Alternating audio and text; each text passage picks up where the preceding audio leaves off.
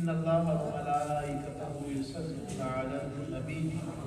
یا ایھا الذین آمنوا صلوا علیہ وسلموا تسلیما السلام علیکم وعلی آلہ وصحبہ یا حبیب اللہ الصلاۃ والسلام علیک یا سیدی یا نبی اللہ وعلی آلہ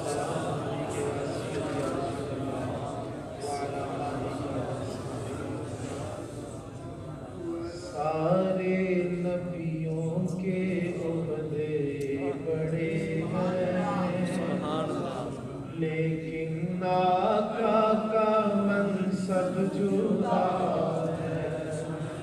سارے نبیوں کے عہدے بڑے ہیں لیکن آقا کا منصب جدا ہے وہ امام صف انبیاء ہے ان کا رتبہ بڑوں سے بڑا ہے وہ امام صف انبیاء ہے ان کا رتبہ بڑوں سے بڑا ہے کوئی لفظوں میں کیسے بتا دے ان کے رتبے کی حد ہے تو کیا ہے کوئی لفظوں میں کیسے بتا دے ان کے رتبے کی حد ہے تو کیا ہے ہم نے اپنے بڑوں سے سنا ہے صرف اللہ ان سے بڑا ہے حضور سیدنا تاجدار صداقت حضور سیدنا صدیق اکبر رضی اللہ عنہ حضور پیارے آقا علیہ السلام کی خدمت میں حاضر ہیں تو پیارے آقا علیہ السلام ارشاد فرماتے ہیں صدیق آپ صبح شام دن رات میرے ساتھ گزارتے ہیں یار غار بھی ہیں تمام جد و جہد جہاد تمام معاملات ہیں میرے ساتھ گزرتے ہیں لیکن لم یعرفنی حقیقتی سبحان اللہ لم یعرفنی حقیقتی لم یعرفنی حقیقتی صدیق آپ میری حقیقت نہیں جانتے سبحان اللہ ہم نے اپنے بڑوں سے سنا ہے صرف اللہ ہم سے بڑا حضور سید محمود آلوسی بغدادی رحمۃ اللہ علیہ آپ اپنی تفسیر میں نقل فرماتے ہیں کہ یہ وما ارسلناک الا رحمۃ للعالمین کہ اللہ نے حضور کو جو رحمت بنا کر بھیجا کیسی رحمت بنا کر بھیجا آپ فرماتے ہیں پیارے آقا علیہ السلام نے خود ارشاد فرمایا کہ میں اللہ کی طرف سے اس کی مخلوق کو وہ تحفہ ہوں وہ رحمت ہوں جو تحفے کی صورت میں عطا فرمایا یعنی میں وہ رحمت ہوں مخلوق کی جانب جو تحفے کی صورت میں عطا فرمایا گیا تو دینے والا تحفہ اللہ اور پھر تحفہ جو دیا جا رہا ہے وہ محمد الرسول اللہ پھر یہ کیا کمال ہے کیا اس نسبت کریم میں خاصہ رکھا ہے کہ میں رات کو بھی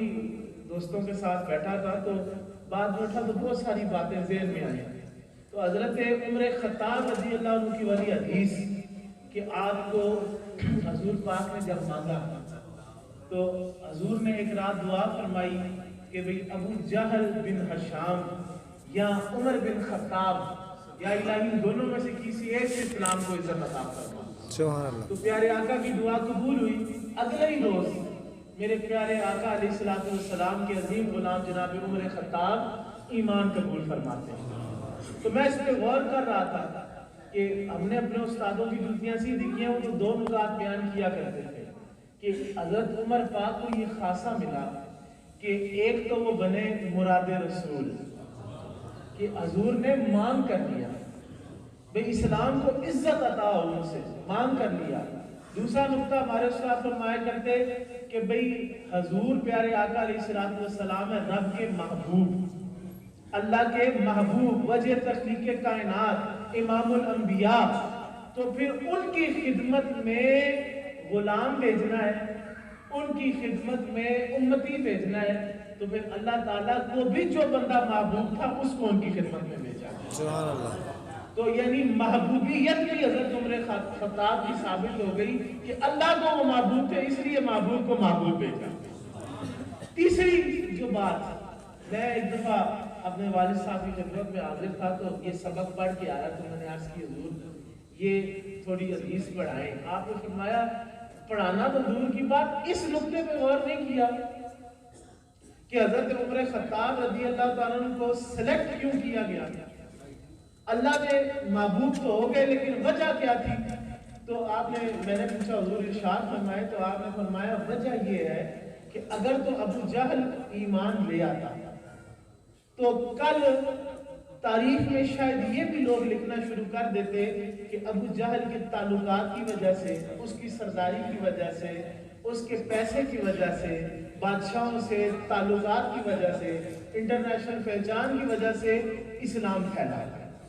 تو اللہ کو یہ گوارا نہیں تھا کہ کوئی کل اٹھ کے یہ کہے کہ فلاں کی مدد سے اسلام پھیلا، نہیں، اسلام پھیلا یا دنیا کونے میں اگر دین کا نور پھیلا تو واحد ہستی ہے جناب محمد رسول اللہ۔ تو حضرت عمر کو کیوں بھیجا گیا تھا کہ آپ سیرت میں پڑھیں، حضرت عمر خطاب خود اپنے لیے ارشاد فرماتے ہیں کہ میں تو وہ شخص تھا کہ جس سے باپ کے چند اونٹ نہیں سنبھالے جاتے، اور آج اتنی بڑی سلطنت۔ تو آپ نے فرمایا کہ نکتہ یہ ہے کہ دامن مصطفیٰ سے جو لپٹا یگانہ ہو، جس کے حضور ہو گئے اس کا زمانہ ہو گیا۔ آپ نے فرمایا کہ ابو جہل آتا تو لوگ کہتے ہیں اس کی وجہ سے، لیکن جب عمر پاک آئے تو کیا تھا؟ باپ کے اونٹ سنبھالتے۔ تو حضور پیارے آقا کا جب ہاتھ پکڑا، حضور کی نسبت ہوئی، حضور کی نگاہ میں آئے تو وہ نگاہ کریم ایسی ملتی نہیں، کسی یونیورسٹی سے نہیں پڑھے، کسی آکسفورڈ میں نہیں گئے، کوئی بڑے بڑے استادوں کی شاگردی نہیں کی، بلکہ کیا کیا؟ صرف نگاہ مصطفیٰ سے پیر ٹوٹا اور قرآن پڑھا۔ حضور کے دامن کا صدقہ یہ ہوا کہ آج تک ان سے بڑا بادشاہ تو نہیں۔ تو حضور کا دامن جو تھا، تو میں عرض کرتا فرماتے ایسا تحفہ کہ اعلیٰ حضرت فاضل بریلوی تو اس کی مخالفت فرماتے ہیں کہ لکھا کہیں صاحب رول بیان لکھتے اس حدیث کو کہ پیارے آقا جب عرشوں پر تشریف لے کے گئے نا، تو کیونکہ یہ بھی بات بن سکتی ہے اگر کہیں لکھا نہیں تو اس کا انکار بھی نہیں، کہ جب عرشوں پر پیارے آقا معراج کی سب تشریف لے کے گئے تو پیارے آقا کے جو قدمین شریفین میں پیاری نورانی نالین شریف تھی، جہاں پر جبریل نے ہاتھ باندھے نا، یا رسول اللہ آگے میں نہیں بڑھ سکتا، اب آگے ایک پر برابر، ایک پلک برابر کے بعد بھی بڑا تو جل جاؤ گا، خاک ہو جاؤ گا۔ تو وہاں میرے پیارے آقا کی قدموں سے لپٹ کر وہ نالین اس مقام پر داخل ہوئی جہاں پر جبریل کا داخل ہوا۔ تو حضور کی حقیقت کو جاننا، وہ تحفہ کیسا تحفہ اللہ نے دیا، میرے اور آپ کے جاننے کی بس کی بات ہی نہیں۔ جہاں پر نوریوں کا سردار، جہاں پر جبریل امین علیہ السلام جیسی ہستی کی انٹری نہیں، وہاں پر جب دامن مصطفیٰ حضور کے قدمین شریفین سے اگر نالین بھی لپٹی ہوں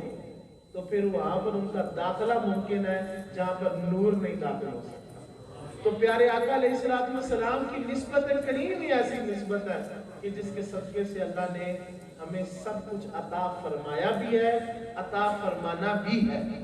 حضور کی عطا کے بغیر کچھ بھی نہیں، اور جس کو بھی جو ملنا ہے حضور کے وسیلے سے ملنا ہے۔ یہ بات یاد رکھیں، کوئی بندہ کسی مسلک کا ساتھی ہو مسلمان، وہ اس بات کا انکار نہیں کر سکتا، بالواسطہ یا بلا واسطہ اللہ جس کو نوازتا ہے حضور کے ذریعے سے نوازتا ہے۔ حضور محمود علوسی بغدادی رحمۃ اللہ علیہ لکھتے ہیں، کہتے ہیں جس کو بھی اللہ اپنے انوار تقسیم کرتا ہے پہلے وہ جاتے محمد رسول اللہ کے سینے پر ہے، آگے سے حضور تقسیم کرتا ہے۔ اور یہ 12 لفظوں میں ایک لفظ یہ بھی حضور فرماتے ہیں، اللہ مجھے عطا فرماتا ہے وانا کاس ہوں میں تقسیم کرتا ہوں۔ تو کائنات میں جس کو بھی اللہ اپنا نور، معرفت، رزق جو کچھ بھی دیتا ہے حضور کے صدقے سے، چاہے وہ انبیاء کرام ہیں۔ میں نے اپنے پیر و مرشد سے سوال پوچھا حضور رحمۃ اللہ علیہ، حضور یہ انبیاء کرام ان کا معاملہ کیا ہے؟ تو آپ نے فرمایا انبیاء بھی حضور کی حقیقت کو صرف اپنے مقام کے مطابق جانتے ہیں، جس کا جو لیول ہے وہ حضور کو اتنا پہچانتا ہے۔ اگر حضور کی حقیقت سے کوئی واقف ہے وہ صرف اللہ کریم کی ذات ہے، وہ اللہ کریم کی ذات ہے۔ اور میں نے اپنے صاحب سے یہ سن رکھا ہے، آپ نے فرمایا ہر چیز رب تعالیٰ کی ذات کا جو راز ہے نا، یہ قیامت کے دن دیدار ہوگا، ہم اس کو دیکھیں گے۔ اور انشاءاللہ دعا فرمائے کہ ہمیں اس پیاری نسبت کا صدقہ اللہ ان لوگوں میں شامل فرمائے کہ ہمیں اللہ جنت میں رب کا دیدار عطا فرمائے، اس جماعت میں رکھے جو اس کے مشتاق رہیں، اس کے مشتاق رہیں۔ تو میں نے پوچھا حضور تو اللہ کی راز فرماتے ہیں جو اللہ کی ذات کا راز ہے نا، اس کی قدرتیں یہاں احسان نظر آ رہی ہیں لیکن ذات پوشیدہ ہے۔ فرمایا یہ راز بھی کھل جائے گا، دو راز جو ہے وہ جنت میں پہنچ کے بھی نہیں کھلنے، اور وہ راز کیا ہے؟ ایک تقدیر ہے اور ایک جناب محمد رسول اللہ کی ذات ہے۔ اس کی حقیقت نہیں کھلے گی، وہ حقیقت نہیں کھل سکتی۔ جس نے جتنا جانا اپنے مقام اور مرتبے کے مطابق جانا، غوث پاک نے جتنا جانا اپنے مقام کے مطابق، مجدد پاک نے جتنا جانا اپنے مقام کے مطابق، اصحاب کرام میں صدیق اکبر سے لے کے مولا علی مشکل کشا تک جس نے جانا اپنے مقام کے مطابق، عیسیٰ ہو، موسیٰ ہو، ہارون ہو، حضرت آدم ہو، جلیل القدر نبی ہو، جس نے بھی جانا حضور کو اپنے مقام کے مطابق جانا۔ جہاں پر تمام نبوتوں کی، رسالتوں کی، ولایتوں کی، مقام قرب کی، مقام ولایت کی، جو مقام آپ گن سکتے ہیں، جہاں پر ان کی انتہا ہے، میرے آقا کے قدمین کی ابتدا ہے، میرے آقا کی قدمین کی ابتدا وہاں سے۔ تو حضور علیہ السلام کا دعویٰ ہم نے اپنے بڑوں سے سنا ہے، صرف اللہ ان سے بڑا ہے، اللہ کے بعد وسیلہ حضور کی ذات ہے، اللہ کے بعد قرآن پورا سچا اٹھا لیں، جس موقع پر بھی، جس جگہ بھی آپ پڑھیں گے آیت کریم، تھوڑا سا محبت کا نور سینے میں ہو اور آنکھوں میں تعصب کی اینک نہ ہو، تو قرآن پاک کا ہر قائد ہے کہ اللہ کہتا ہے میرے کو نہ نہیں کہ حضور کے دروازے تو حضور جنید بغدادی علیہ السلام آپ کے مزار مقدس میں عرض کر کے آیا کہ اے حضرت سیدنا جنید، آپ نے فرمایا کہ جناب محمد رسول اللہ اس کائنات میں، جناب رسول اللہ صلی اللہ علیہ وسلم کی ہستی مبارک اس کائنات میں اللہ کا دروازہ ہے۔ اگر آپ نے یہ رہنمائی فرمائی ہے تو مجھ گناہگار کتے کو آپ نے اس دروازے پر پہنچانا ہے۔ تو حضور فرماتے ہیں کہ اس کائنات میں حضور محمد رسول اللہ کی ذات اللہ کا دروازہ ہے، باب اللہ ہے۔ جس نے اللہ تک پہنچنا ہے وہ حضور کے ذریعے سے پہنچے، وہ حضور کے دروازے پر آئے گا تو اللہ اس کو داخلے کی انٹری کا موقع دے گا۔ اور یارو بات یاد رکھنا، اس کائنات میں یہ اصول اگر آپ اپنے انسانوں میں دیکھتے ہیں نا کہ کسی گھر میں جائیں تو ہم اس کے دروازے پر دستک دے کر اپنی پہچان کراتے ہیں، اس کو تعارف کراتے ہیں، چاہے ہمارا سکا بھائی ہو ہم اس کے گھر جائیں تو ہم تعارف کراتے ہیں، پہلے اطلاع کرتے ہیں کہ میں آ رہا ہوں، پھر اپنی پہچان کراتے ہیں۔ ڈائریکٹ نہیں جا سکتے، جتنا مرضی پیار ہو، جتنا تعلق ہو، اگر ہم دروازہ چھوڑ کے دیوار پر نام کر داخل ہو تو ہمارا جگری یار بھی ہو، ہمارا خونی بھائی بھی ہو، وہ عزت نہیں کرے گا، دھکے دے کے باہر نکالے گا۔ کیوں نکالے گا؟ وہ کہے گا میں نے اتنا بڑا دروازہ لگا جو رکھا ہے، تیرے لیے ایک ذریعہ بنایا جو ہے، گھنٹی لگائی ہے، دروازہ بنایا ہے، تو آ وہاں پر گھنٹی دے، دستک دے، میں تجھے استقبال کروں گا، قبول فرماؤں گا، تجھے عطا فرماؤں گا، تجھے بٹھاؤں گا، عزت و تکریم کروں گا۔ تو نے دیوار پر لگی، یہ کون سا راستہ اختیار کیا؟ تو یاد رکھیں اس کائنات میں جو ڈائریکٹ ہوتا ہے اس کو دھکے دے کے باہر نکالا جاتا ہے، اور جو جاتا ہے حضور کے دروازے پر وہاں جا کے جب اپنا تعارف کراتے ہیں، اس تعارف کا صدقہ یہ ہوتا ہے کہ اس کو انٹری مل جائے، انٹری مل جاتی ہے۔ تو یہ بارگاہ رسالت مآب علیہ السلام، حضور کی پاک بارگاہ جو ہے وہ ایسا تحفہ اللہ نے ہمیں عطا فرمایا ہے کہ جس کے فضائل اور کمالات ہماری عقل میں آ نہیں سکتے۔ ہم ابھی وہ کچی کلاس جس طرح نرسری کہتے ہیں، اس طرح ہم درس نظامی کی کلاس میں سال اولہ میں بیٹھتے ہیں تو بارے شریعت میں یہ عقائد لکھے ہیں، بیٹا بیٹھ، بارے شریعت میں یہ عقائد لکھے کہ رب تعالیٰ کی ذات کیا ہے، تو اس میں عقیدہ کیا ہے جو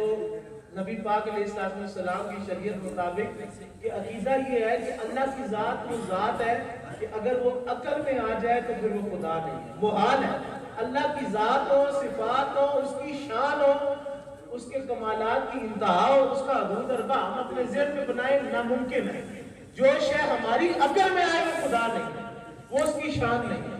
تو یہی معاملہ ہے جناب رسالت مآب صلی اللہ علیہ وسلم کا، اللہ نے ان کو رحمت بنا کر بھیجا ہے،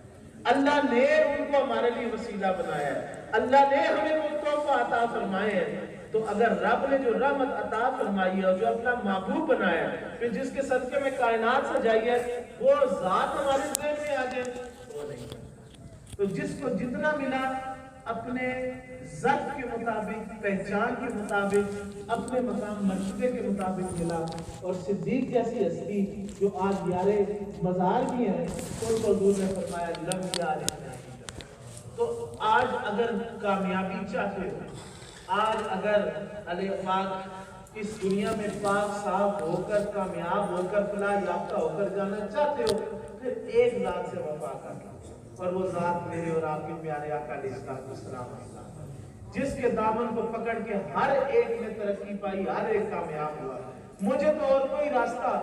آج تک کسی بزرگ کی کتاب اٹھا لے، امام غزالی، داتا صاحب، غوث پاک، جس بزرگ کا نام لو، جس محدث مفسر کا نام لو، کسی نے اور کوئی راستہ نہیں بتایا۔ راستہ صرف ایک ہے، وہ جناب رسالت معاف کرا ہے، وہ حضور کی ذات ہے۔ وہ حضور کی ذات سے مضبوطی سے آپ کے دامن کو تھامنا ہے، وہ غلامی کرنا ہے، اور حضور کی ذات سے جو جڑا وہ اس دنیا ماں کے غم سے بھی، پریشانیوں سے بھی، اس کے مسائل سے بھی نکلے۔